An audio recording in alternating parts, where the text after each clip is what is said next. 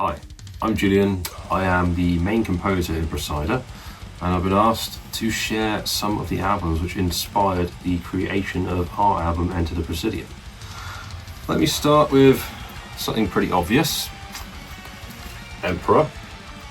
Nightside Eclipse, obviously massive inspiration on the album's atmospheres, especially the keyboards and overall the sort of haunting atmosphere, especially in songs like Ultimatum. Obviously I'm a massive fan of all Emperor works, but Nightside being the number one for me, Anthem's a close second, and Equilibrium obviously and Prometheus, but excellent album. Dimmu Borgir, Spiritual Black Dimensions. My favourite Dimmu Borgir album, and also probably their best album in general. But for me, particularly the massive layering of the keyboards on this album was a huge inspiration for me, because I really like the dense atmosphere it created. The solos by Astenio on this album also amazing, and something I tried to touch upon a little bit in our band, but obviously I couldn't replicate that. Massive fan of all the Dimmu Borgir albums up till probably In Sorte, especially the Nick Barker years, amazing stuff, but this one has a particular atmosphere you can't beat. One of the best of British, and one of the main inspirations, Balsagoth. A very quirky, unusual band. Not a lot of people know about. It's almost bordering on power metal, but big influence again on that kind of diverse songwriting, which I try to incorporate into Praesider. Try not to box myself into anything. Because a band like Balsagoth, yes, they were rooted in black metal, but it was never something that they insisted upon, and they brought in things from all sorts of genres. But Balsagoth's a huge influence on me. Starfire Burning and Battle Magic, obviously the main ones for me, but this is one of the ones obviously I've got on vinyl, because I never actually put those other albums on vinyl, unfortunately. But they're coming soon apparently. And here's a wild card. Tartaros. This one is my favorite. Absolutely. This was one of my favorites. Fucking mental keyboards on this. One of the few black metal bands that ever incorporate lead keyboard playing. The guitars took a complete backseat, and they actually played what would normally be played on the guitar leads on crazy sort of like wave keyboards. It sounded like Scooby-Doo on steroids. This EP was absolutely fucking mental, and then the follow-up, obviously the Red Jewel. Again, huge atmosphere, just mental. It's just like being in a black metal circus, basically. It's a real shame that he never followed up to this album like he was supposed to. He disappeared off the black metal scene, but this album was a big inspiration, especially on the intro to this album. That was completely inspired by the intro to this EP. The Vision Bleak, another band that not a huge amount of people know about, but a very atmospheric and doomy sort of band, but also has that very sort of Transylvanian atmosphere going on in there. A lot of old horror, something I really like to incorporate into Praesider. I like to incorporate that sort of horror atmosphere. As a big fan of horror films, especially, older horror films from like sort of the 90s and the 80s and stuff. I really love that sort of atmosphere. Another one that really inspired me, especially when I was a teenager. When this came out, I must have been about 18, and I was obsessed with this for a very long time. Now, here's one for all the goths. Danny Elfman. Obviously, this is Nightmare Before Christmas on vinyl, but I'm talking about a lot of the sort of classic Danny Elfman's soundtracks, things like Beetlejuice, etc., even Batman, all that sort of stuff. But those sort of Danny Elfman rhythms of the music, that very rhythmic sort of classical music, is something that's really inspirational for me.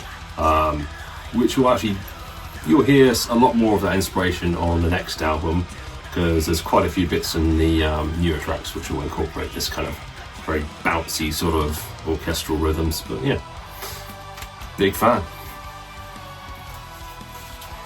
And a very old classic, Gehenna, Seen Through the Veils of Darkness. This one, another one that really inspired me when I was in my teens. It's a very gothic atmosphere to a black metal album, especially the keyboards by Sarkana, which, unfortunately when she left, it left a big hole in this band and they never really recovered from it. But I always hold this album and First Spell and obviously Third Spell in really high regard. Big influence on, again, the sort of high incorporation of choir keyboards in Praesider. Yeah. Another one for the atmospherics, Bishop of Hexen. Another band that was quite obscure to people until much later on. I mean, I discovered this again when I was about 16 or 17, I think. And when I first heard it, I thought it was very unusual because it's black metal, but it was the softest sounding black metal you'd ever heard. The keyboards were so dominating, the drums and the guitars were so low in it, but the atmosphere was so heavy, and I absolutely just loved that atmosphere-drenched music. It's just soaking in that sort of dreary gothic atmosphere, and it really did feel like you were stepping into the album cover and that sort of murky sort of sunset layer. But a band from Israel, unusually, who created a sound that sounded like it could have come from Scandinavia or even Gothic England. But yeah, amazing first album. The second album as well, really top-notch, sort of, much more modern symphonic black metal. That was a big obsession for me when that came out in 2006, I think. Yeah, really big inspiration on that Praesider music, especially, the sort of childlike naughtiness to the keyboards on that album. But yeah, that's that one. Welcome to Captain Obvious, that everyone keeps bloody saying, but it's not the only thing we're interested in. Obviously, Cradle of Filth, Dusk and Embrace, fucking massive influence because it was the first black metal I ever heard when I was probably like about 12. Got, Cradle to Enslave, and it really awoke something in me. But yeah, I mean, for me, the era, that sort of trio of albums with Nick Barker and Stuart Arnstis, absolute gold, best black metal from England in my opinion, and very formative black metal for me. And it never really went away. A lot of people, they grew out of Cradle of Filth, but for me it always remained a favourite because they were one of those bands that just, they did it so well that it was so hard to find anything that actually beat this. Dusk and Embrace, The Empire, Cruelty and the Beast, Principal Evil, even Midian to extent and beyond. But yeah, you can hear that in that sort of slightly black thrash inspired feel to some of the songs in Praesider, and the female choirs as well, big influence. Sarah Jezebel Diva, massive obsession for both of us when we were recording the album. We just thought, yeah, let's layer up some choirs like that, why not? Because it sounds amazing and it complements the music perfectly. But yeah, this is one of my top 5 albums of all time, absolutely, and big respect to the band. But it's not the only thing we like, so stop comparing us entirely to Cradle of Filth. We do have other influences. Tailing on from the Cradle of Filth influences, a band that massively inspired Cradle of Filth, but also inspired our vocal sound, Sabbat. That sort of rapid fire vocals, of Martin, absolutely amazing, and fitting in as many lyrics as you possibly fucking can into a song and spitting them out, 1,000 miles an hour. It was a massive challenge to do that sort of thing, but we thought, yeah, fuck it, let's do that. Let's make the vocals a challenge. A lot of bands that leave vocals as the sort of side product of the music. They just think, oh well, let's just stick some yapping over the top of it and be done with it. But not us. We wanted to actually make sure the vocals were really prominent and powerful, and also, just venomous. When I was recording with Nexziya, I was constantly saying, no, make it more venomous, more aggressive, you know, make it more rapid fire and sort of nasty and, you know, harsh and, you know, that's what I was trying to do all the time. And I, you know, I've massively inspired that by, you know, vocal delivery and Sabat. You know, one of the best thrash metal bands of all time, and unfortunately one of the most underrated as well. Another a massive influence on me, and so one that people may be surprised by. Rhapsody. I am a fucking massive fan of anything involving Luca Turilli, pretty much. You know, his own side projects, Luca Turilli's Rhapsody, but mainly those early Rhapsody albums before the Of Fire came along. That was a massive inspiration for me, bringing in the vocal layers on our choruses. So, you know, those huge group choruses, that was Rhapsody all the way. You know, I wanted that massive atmosphere, I wanted that sort of powerful feel that comes with it. And, you know, it's cheesy, it's over the top, but that's what I love. I love things that go over the top. I think bands should go over the top more often. Rhapsody went over the top more than anyone, you know, without getting stupid and prog, but, you know, Rhapsody took that sort of power metal formula and took it somewhere else. There's never been a band that ever compared to them. You know, bands have tried, no one ever came close to what they did. And it's disappointing because, you know, if you look into power metal and you think, wow, I've heard Rhapsody, I want to hear more of that, you ain't going to find anything better.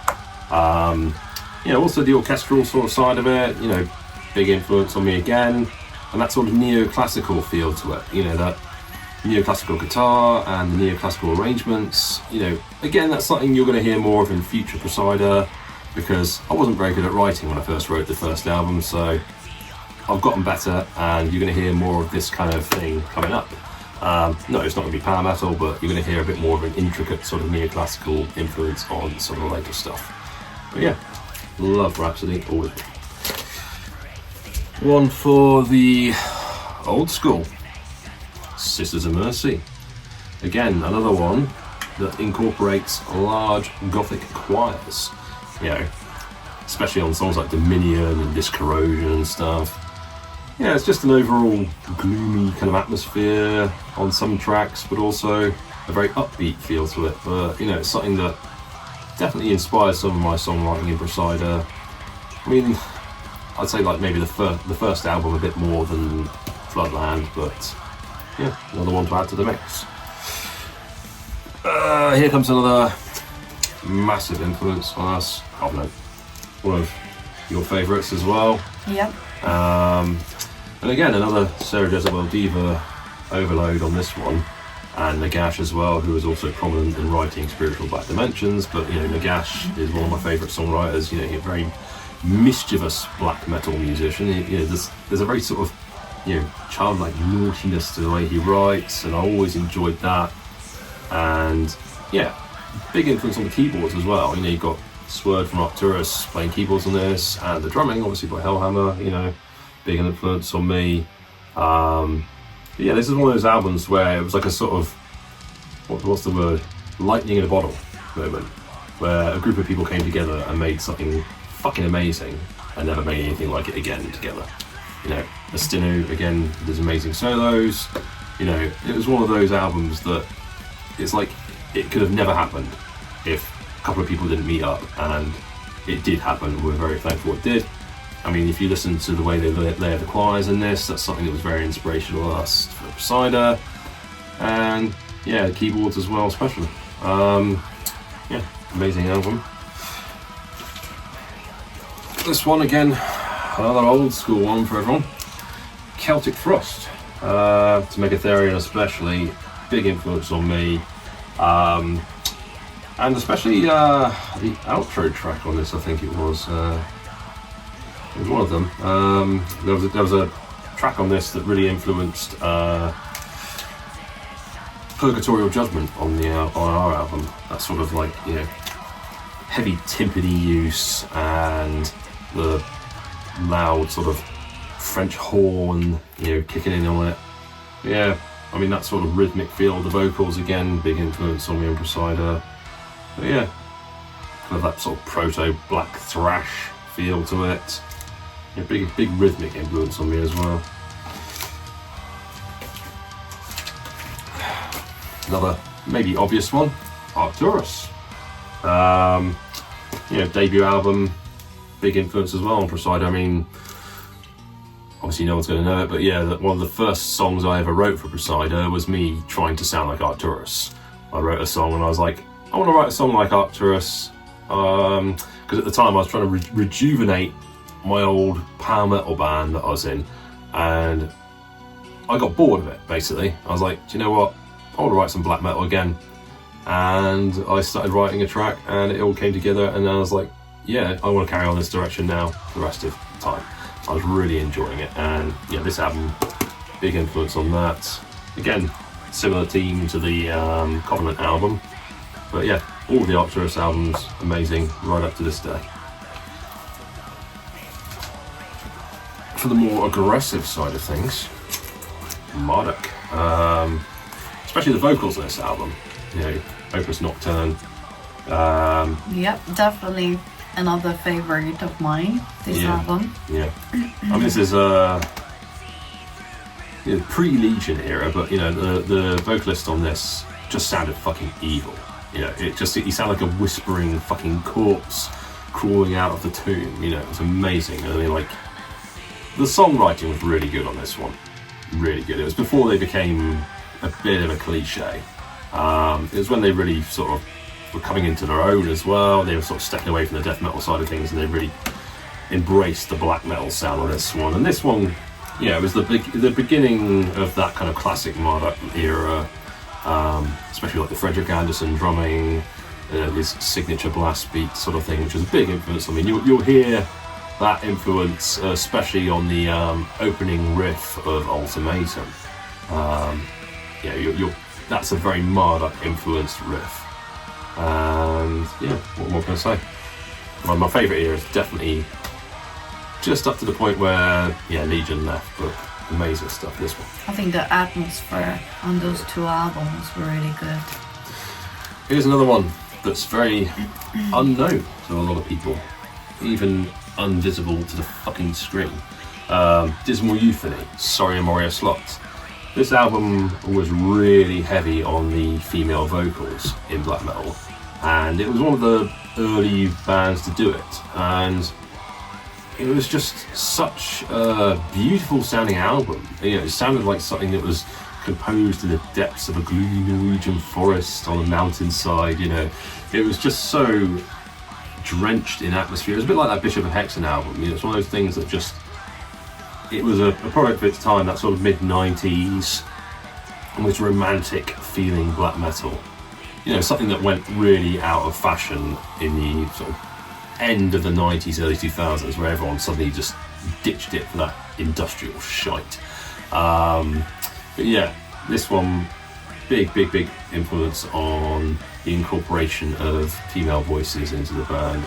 And yeah, it's kind of like, it did a bit of that Beauty and the Beast thing, like a lot of bands like, Drastania or, later, was it Theatre of Tragedy and all that sort of stuff did, but they did it in a way that didn't sound lame, because a lot of that Beauty and the Beast stuff, it just comes across as incredibly cheesy. But this stuff, the black metal vocals and the female vocals just perfectly complement each other. It was really unfortunate that these guys bloomed so young. I mean, this album was recorded when they were 16, some of them, 17, and it never really took off for them in the way it should have. And especially seeing the loss of the keyboard player, to a drug overdose and things, really sad. But this album's one that's always been deep in my heart since a teenager. Especially, it's just one of those things where they perfectly blended, again, gothic and black metal together.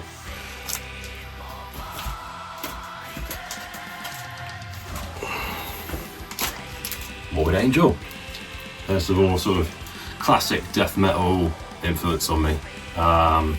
Especially something like, Mandatory Condemnation, that just all-out speed attack, relentless, something that our guitarist, Jamie, absolutely is obsessed with, just, knuckle down, sort of like, metal. This is that sort of thing that we love. It's it's not like simple monkey metal either though, this stuff. This is actually quite blackened death metal, and some part of me feels like this is a proto black metal album. Something that wasn't quite held back into the death metal spectrum so much. It almost bordered over into that black metal thing, especially things like Chapel of the Ghouls and that lot. But yeah, this was a big influence on me growing up, especially Pete Sandoval's drumming, Dave Vincent's vocals, and obviously the mental guitars from Trey Azagloff. Big influence on me growing up, especially this one. It's like a very early influence for me, this album. Another one for the keyboard freaks, Sirius, Eons of Magic. This one was a massive influence for me as a teenager, and obviously massive influence for me on Praesider.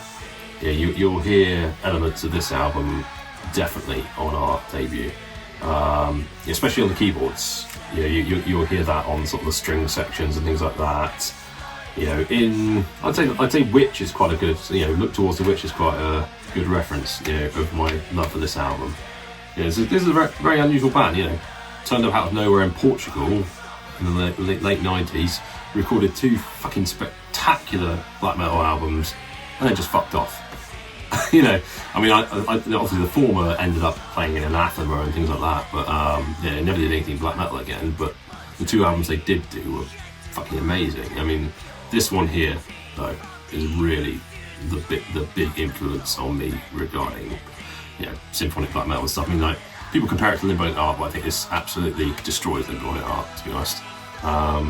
It's one of those things that I would put alongside in the Nightside Eclipse for influence for me. One of the last ones I'm going to talk about tonight, Dracula soundtrack. Dracula, the Bram Stoker's Dracula, Francis Ford Coppola, huge influence on us as a film and also as a soundtrack. In the Ultimatum, that bit after the beginning, you've got the Furious Blast beat, and then it just stops and kicks into that bit with the female soprano vocals. That was 100% influenced by this soundtrack. Me and Nexziya are particularly obsessed with the wedding dress scene, where the lady is waking up from her tomb and walking around in the wedding dress, and you've got that sort of haunting choir in the background as a soundtrack of that. That was a big influence on that part in Ultimatum. It's one of those films that, it was a gothic masterpiece to us, and it's one of our favourite films of all time to watch, but the soundtrack is equally amazing, and it's definitely a big influence on our music. But that's just a few albums I've mentioned. I've got hundreds of albums I could talk about, but I just got told pick a few albums tonight and talk about them. So I've talked about some, I've probably forgotten others. Things like Children of Bodom, of course, massive influence, but I just don't have any vinyls by them, just CDs. But I thought bring up some vinyls and things like that. Loads of stuff I can talk about, and I probably will talk about again, but leave it to you to talk about your final inspiration. So I think for me, definitely Emperor, Bishop of Hexen, Tartarus, Sabbath, and Marduk. These a few albums definitely were actually quite inspiring for me. But I didn't specifically have any pre-references for the lead vocals on this album.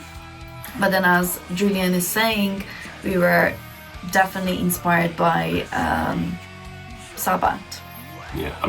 When we came to doing the vocals on this album, it wasn't a premeditated idea of what it was going to sound like. We just sat there in the studio and we experimented and eventually found our way. The right. You can probably even notice that the vocals evolve a bit throughout the album, especially when you come to Purgatorial, because Purgatorial was recorded about a year after the rest of it, and you can even hear like a cleaning up of the vocal style in that, and that was something that was quite important to me, because I wanted the lyrics to actually be something people could understand when they hear it, and the pronunciation was very important. And a band like Sabbath was crucial in that sort of development. On the lead vocals, But again, as I said, I didn't have any specific preferences for the lead vocals, but I think for the choirs and soprano, this album is The Silent Force by Within Temptation. This album definitely inspired my choirs and soprano vocals. And yeah, that's it. It's an awesome album. Really, really love this. Yep, that's it. Anything else to add? I mean, I could just sit here for the next 3 hours and talk about everything that inspires me. I mean, you know, I've got a very broad inspiration for this album. You know, it wasn't just black metal. I mean, it's a black metal album, you know, in its roots, but overall my influences extend far beyond that and always will. And like I said, you're going to hear more of that in the future Praesider songs. You know, more of my outward influences creeping in. Yeah. What can I say? So yeah, we have a few plans for the early future, but until then, thank you so much for the support. We appreciate your support. If you like what you hear, buy the fucking album. Again, we appreciate your support. Thank you so much.